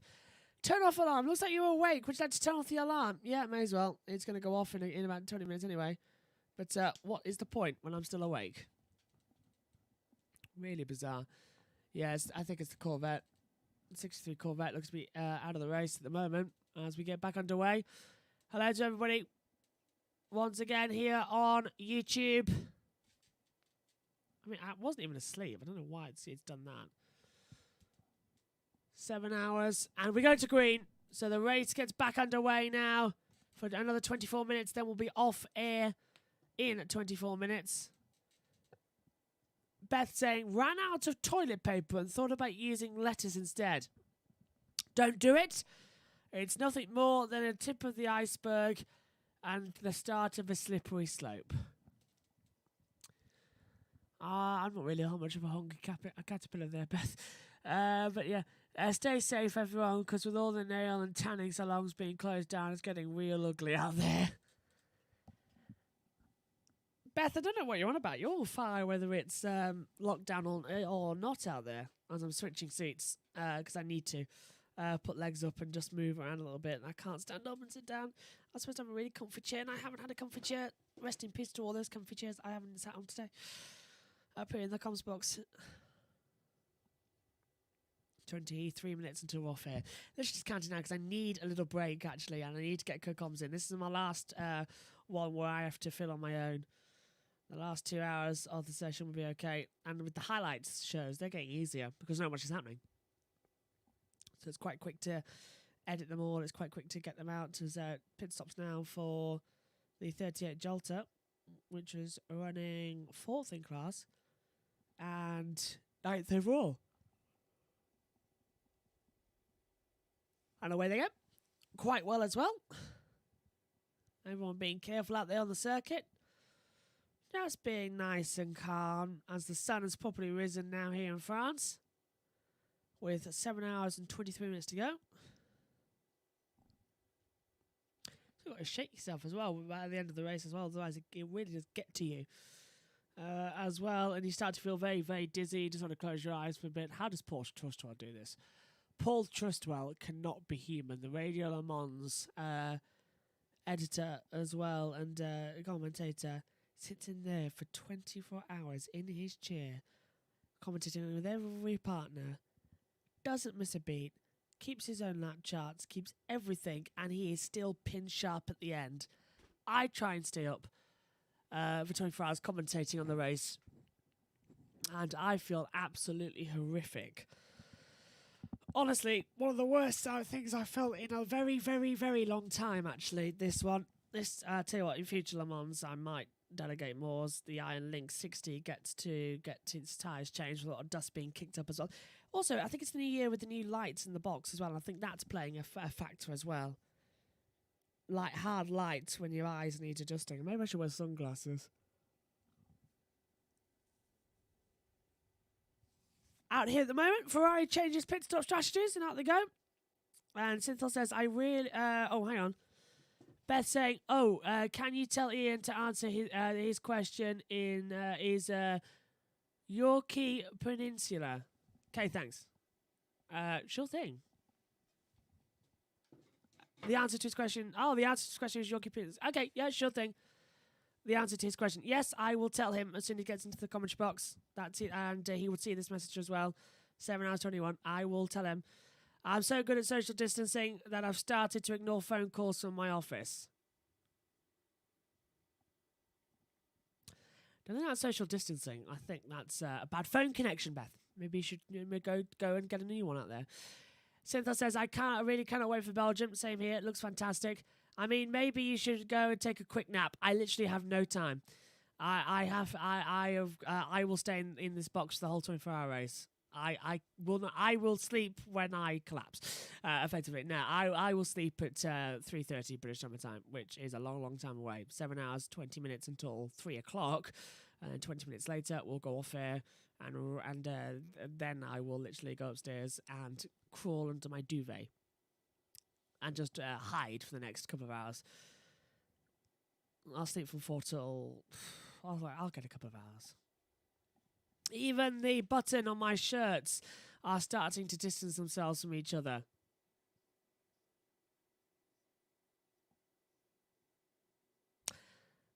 I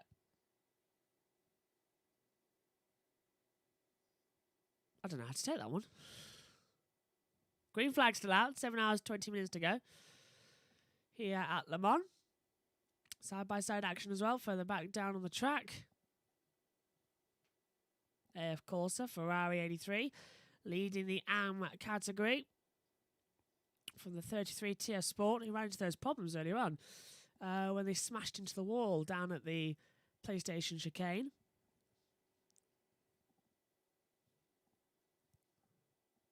How are you? What is Beth up to in lockdown? I'm just asking.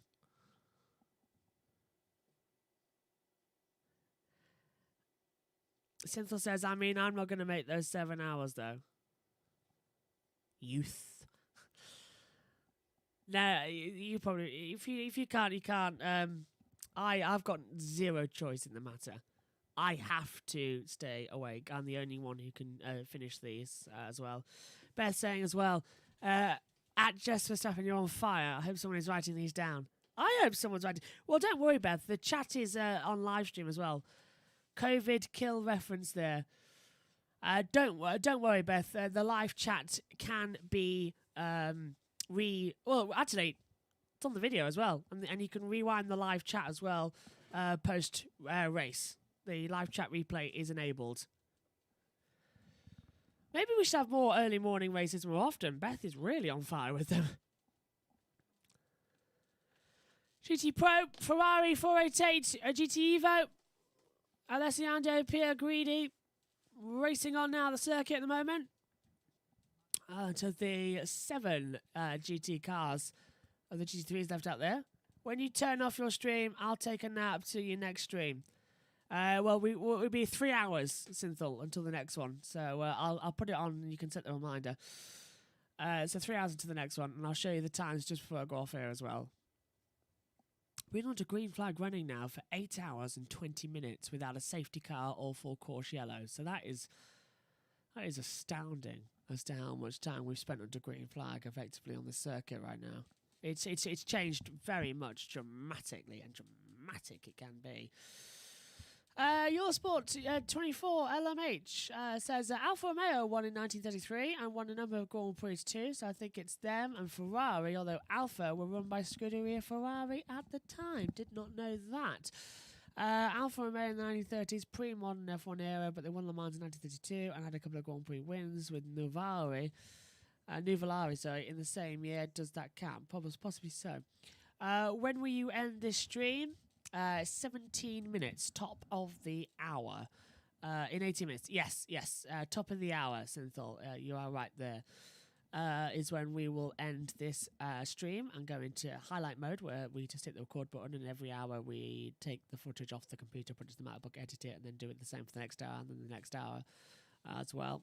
We don't miss anything either out there on the circuit. As the top speeds right now, Kamui Kobayashi 339.1 kilometers an hour. Get my words out. The G-Drive Racing is going a bit slower as well.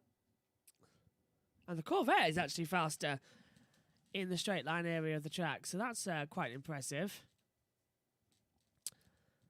I want to know what the time will be for Beth at the end of the session. So when it's 3 p.m. here, Beth, is it going to be 2 a.m. over there or 1 a.m. To wrap up the Le Mans session? Beth also saying as well, in Soviet Russia, the 488s are sold as a 976 because in Soviet Russia, in Ferrari, is twice as good. Not bad. Cynthia says, I'll set an alarm for 11:50 Dutch time. Yep, that's 10 minutes before we're on air. Bang on, actually, yeah. I should have said the last 4 hours. But yeah, bang on there as well. I think my voice is starting to go at some points in the low frequencies. So I'll have to move it up a little bit to the middle. No worries, I just hold it there. 789. Megan said there was a 9 car running, but it got withdrawn a couple of years ago, and I think she was right. It was one of the Porsches. I can't remember who though.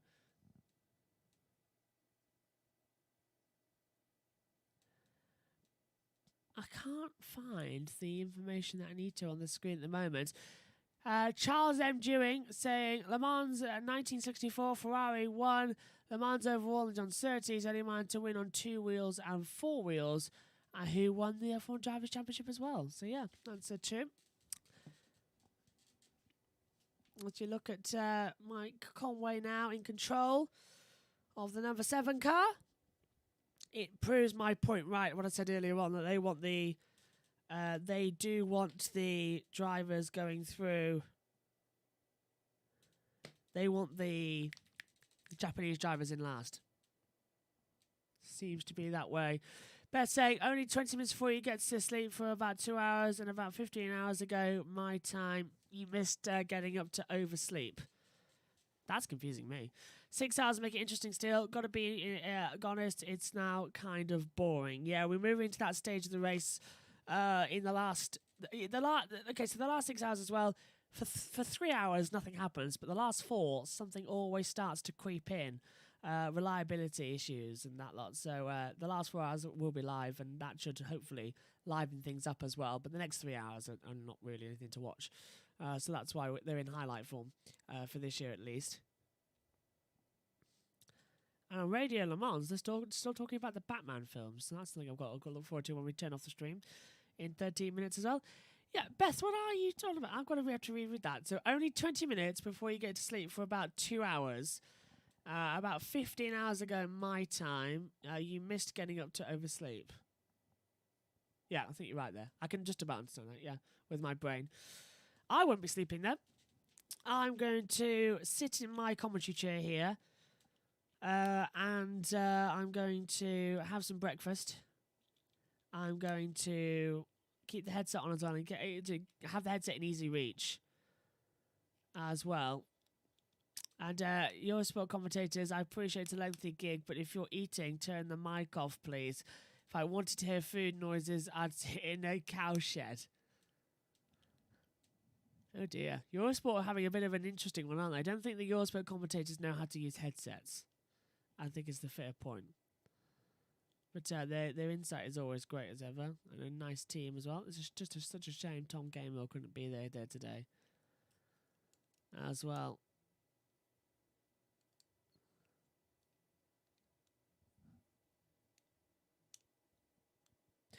So 12 minutes, yep. Sorry, I've just realised I'm listening to the wrong thing in my ears. Apparently it's quiet down in the pit lane. It's really quiet out there at the moment. The track just running around and nothing else happening. We've been green now for 8 hours and 26 minutes. 2:55 is the lap count, so 255 laps completed. 1 minute 9 seconds back is the number 8 Toyota Gazoo Racing of Sebastian Buemi. So they're all holding together, and they're still looking at the Corvette. I think it's trying to rejoin the race down at the chicane area. So they're now down at the chicane area getting race controls chat, and they are looking once again at the Corvette to see if it can get back on the track. But if that Corvette's out of it, that's out. And if you fall off in the last half hour of the race, that's it, game over. You can't rejoin the race. So it's more about that last half hour that you can't rejoin the race. That's a really problematic, because the number 8 Toyota looks slightly slow coming through the first sector. The fog seems to have lifted as well, which is great. Great there. You should fire at the Barbie for a brekkie, Josh. Freshly shooked drop beers that are cheap this time of year and taste awesome. When was that chair grilled as well? We've got chair grilled. Sorry, we've got some burgers and sausages left from last night's party in the front room as well. I'll probably have a fried breakfast, but unfortunately, I'd love to fire at the Barbie, but it's actually raining here in the UK. I looked outside the commentary box during the last break, and it's actually chucking it down. In fact, hang on. You can just about hear the rain hitting the roof on the commentary box if I turn on the boom microphone that's alongside us here in the comms box. So you can just about hear the rain that's hitting the box lid there. So that's how surprising it is. Don't worry about trying to work out the times. As long as you get 29 hours sleep tomorrow night, you'll be fine. Yeah. Oh, trust me, I am literally... Interesting. I am literally going to sleep all day tomorrow if I can, and just literally Le Mans is such a confusing one.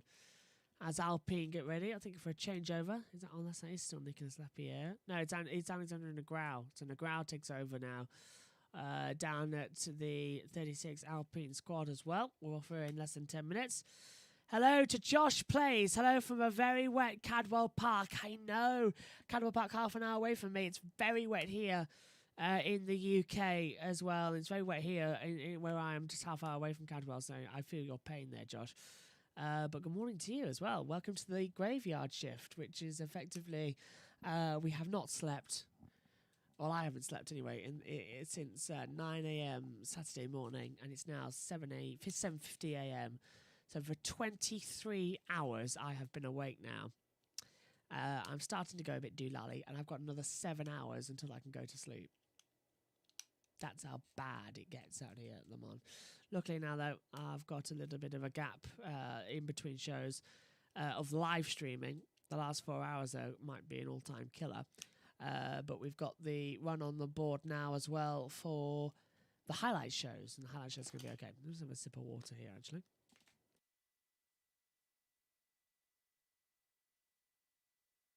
There we go. That'll help everything back into fruition. As they're still trying to get that Corvette out there on the circuit. I'm looking at Race Control's cameras, and they're still trying to get that Corvette out.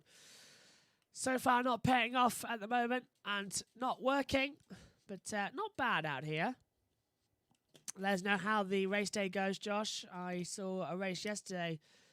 British Superbikes on site at Cadwell, and the World Superbikes are also on site. So I think Matt's gone to a different location, isn't he? Usually it's the big one, isn't it? The Cadwell Parks race. Used to be on Bank Holiday Monday as well. Auntie. What are you on about there? Oh, to keep yourself awake, you should ring Anti-Oval Microboy, then hang up. Repeat until formal complaint received. Jack probably won't answer the phone just yet. In fact, I don't even think Jack's phone is currently with him. I think he might have left it in the house. I'm not too sure. And plus, it's not Jack. Jack's an annoyance because Jack can take that as well. It's Kellyanne, and you don't want to annoy Kellyanne this early on in the morning.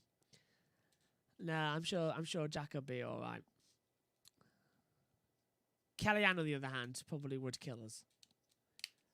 She'd kill me for sure, and then she'd just kill Jack anyway. 7 minutes to go. I think I might go for a bathroom break after this stream as well. And then have something to eat as well with some breakfast. You're in a dry comms box, I'm in a tent. Oh dear.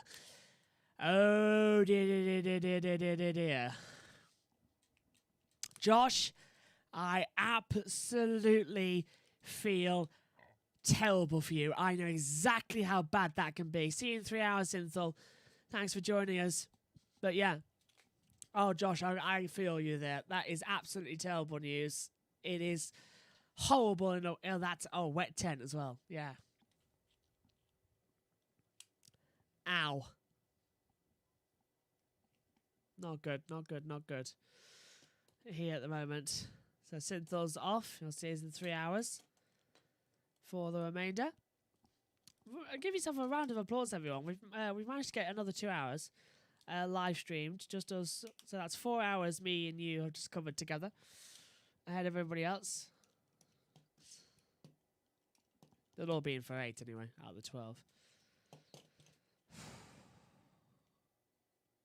Little by little. Beth saying there, well, players, keep it real, in touch. Can't wait for a motorhome when we move house. Oh, you're getting motorhome there, Josh. Yeah, absolutely. That changed conversation quite quickly. Motorhomes are nice as well. I said I'm never going to another racetrack and camping without a motorhome because it was freezing at Snetterton. Absolutely freezing. And all our equipment got damp. 5 minutes to go. So, I think this has been quite successful. Don't you all? Quite a nice opening stint here at Le Mans. As let's hear as well, Andrew Tester says, we heard earlier that the Toyota had an issue with the oscillation, and you assume there must have been a vibration. Is it possible the oscillation was in the drivetrain, hybrid delivery oscillation, fuel flow oscillation? That's a very good possibility there on the board. I agree with you that it could be interesting. Beth also coming in now saying as well, hang on, is this one of those when I was young, father made us lick the road clean every night before we went to bed in a hole in the ground situations? What? Which one are you two of you talking to? 709, Glycanhurst Racing into the pit lane, locks up a pit entry. Didn't get it stopped in time. I think he did because it looks like he accelerated the exit. That should be okay. It's not for me there, Beth. Snetterton was absolutely freezing. And for Josh, I think he's at Cadwell, so he's camping at Cadwell. Can't wait for a motorhome when we move house. Definitely, absolutely, yeah. I've always wanted the American ones. The proper big American fold-out camper vans with TVs and a comic box area situation. That would be quite nice. On board with the 91 Porsche. Now here on the circuit. Richard Leitz just out there. Wearing glasses, just like Sebastian Boremi was. So, Beth, I think to answer your question about how many drivers wear glasses that you asked a couple of weeks back. See, I can remember even though he's tired. Turns out quite a lot of them wear them in endurance racing because presumably contacts dry out. Beth also saying Ian will get the last one. Prediction for the next 3 hours breakdown. They will spend the next hours crying, probably. I think he'll do. Cue minion water sound effects. Yep. Dad's probably sat in the chair by now watching this coverage and catching up on the race and probably sat there like this, nodding and agreeing as well. Battle for the fast food has been epic this last hour. KFC versus McDonald's is truly an epic showdown as well. Out there on the circuit, the Jolter 28, which is the KFC, and the 41 Team WRT as well, and the 31 out there as well, who runs the McDonald's. Who's the McDonald's livery? The Team Panis, yeah. So the 28 Jolter and the Panis Racing 65. McDonald's currently on top for 7th overall, with Jolter 38 in P7 for KFC. Oh, changing positions. The 3rd and 4th change over once again. The Alpine Elf Matmut overtakes the 708 Glarkenhurst Racing squad as well. So all coming back into fruition now and all coming back into Gander. 2 minutes until we go off air. I've never been so happy to switch to highlights because honestly tired, and these ones are a bit of a killer. And we'll be back, though, for the last 4 hours. So, as per usual, let's just give you a quick look then quickly. Sorry, Beth, I'm going to have to switch off the group chat for a sec, but we will return before we leave. Green is the hours we've already done. Add this one to the list. Hours 18, 19, and 20 will all be done in highlight mode. In terms of the live coverage, we'll be live 11 a.m. at British Summer Time until 3 p.m. British Summer Time for the last hours of this race. Back to the chat quickly, because Josh Plays has said, did you have to stream any long safety car full course shares periods? They are a pain. Yes, earlier on in the evening, we did have to cover safety cars. So Jack Concho joined me in the comment box, my brother-in-law, for a little bit of a joke around and a conversation about world endurance, and I really enjoyed it. So coming up quickly, let's just show you this. This is the battle zones at the moment alongside the chat. You can see green flag now for 8 hours and 37 minutes without a safety car at full course yellow. We spent 2 minutes 45 under full course yellow and an hour and 33 under the 4 safety cars we've had so far. Not a bad run here. Thanks to everybody for watching. My thanks to Beth. My thanks to Josh. My thanks to Synthel as well for commenting and getting all in there as well. My thanks to all of you for watching. We will be back for the last 4 hours live at 11 a.m. British Summer Time until 3 p.m. British Summer Time. You can also watch the highlights of the next 3 hours at 11:30 British Summer Time. Beth getting the last comment in as well, saying, Team Jotzer Glockenspiel Flute Racing has just signed Taco Bell as a major sponsor. They will market a range of hydrogen shakes to mark the occasion. 7 hours to go here at Le Mans. It's the Toyota Gazoo Racing number 7 leading the way in in the hypercar. In LMP2, it's the 31 Team WRT, and in the GTE Pro, it's the 22 AF Corsa. Ferrari FD83 Corsa lead the way in GTE Am as well, out there as well. Thanks to you all for joining us. It's bye to Beth, to Synthel, to Josh, and to everybody as well. My thanks for your company, and it's bye for now. Adios, says Beth. Adios to you all.